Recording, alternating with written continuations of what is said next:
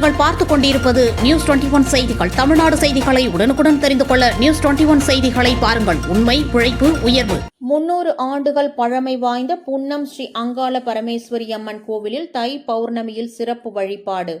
கரூர் மாவட்டம் அரவக்குறிச்சி வட்டத்திற்கு உட்பட்ட புன்னன் சத்திரம் அருகே உள்ள புன்னம் ஸ்ரீ அங்காள பரமேஸ்வரி கோவில் சுமார் 300 ஆண்டுகளுக்கு மேல் பழமை வாய்ந்த கோவிலாகும்.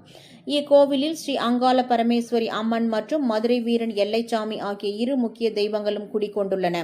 தை பௌர்ணமியை முன்னிட்டு ஸ்ரீ அங்காள பரமேஸ்வரி அம்மனுக்கு மற்றும் மதுரை வீரன் சுவாமிக்கும் பல்வேறு சிறப்பு பூஜைகள், ஆராதனைகள் மற்றும் சிறப்பு வழிபாடுகள் நடைபெற்றன. காலை முதல் மாலை வரை சுமார் 1000க்கும் மேற்பட்ட குடியாட்டு பெருமக்கள் ஒரு நாள் முன்பதாகவே வந்து தங்கியிருந்து பல்வேறு பூஜைகள் செய்து பிரார்த்தனைகளை நிறைவேற்றுகின்றனர். அதிலும் தை மாதம் கடைசி தேதியில் பௌர்ணமி அமைந்திருப்பதால் மிகவும் சிறப்பு வாய்ந்த இந்நாளில் பூஜை மற்றும் புனஸ்காரங்களை செய்வதன் மூலம் தங்கள் வேண்டியது கிடைக்கும் என்ற ஐதீகம் உள்ளது.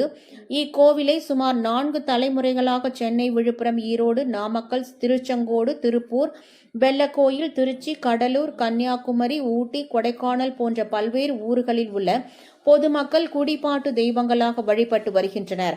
மேலும் தமிழ்நாடு மட்டுமல்லாது இந்தியா முழுவதும் உள்ள பல்வேறு மாநிலங்களிலும் கோவிலில் உள்ள குடிபாட்டுக்காரர்கள் வருடம்தோறும் சிவன் ராத்திரி அன்று இரவு முழுவதும் கண் விழித்து வழிபாடு செய்வது மிகவும் சிறப்பு வாய்ந்ததாக கருதப்படுகிறது.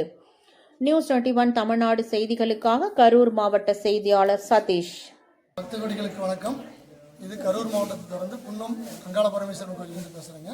இந்த கோயில் பார்த்தீங்கன்னா கவர்மெண்ட் கெசட்லேயே 1700லேருந்து கிட்டத்தட்ட 300 வருஷம் பழமையான கோயில். இதுக்கு முன்னாடியும் தொடர்ந்து கோயிலுக்கு நிறையா வந்துட்டு போயிட்டு இருக்காங்க. இது குடிப்பாட்டு மக்கள் கோவில். அமாவாசை, பௌர்ணமிக்கெல்லாம் நிறைய கும்பல் வருவாங்க. ஞாயிற்றுக்கிழமை, ஆடி அமாவாசை அதெல்லாம் ரொம்ப சிறப்பான கும்பலாக இருக்கும்.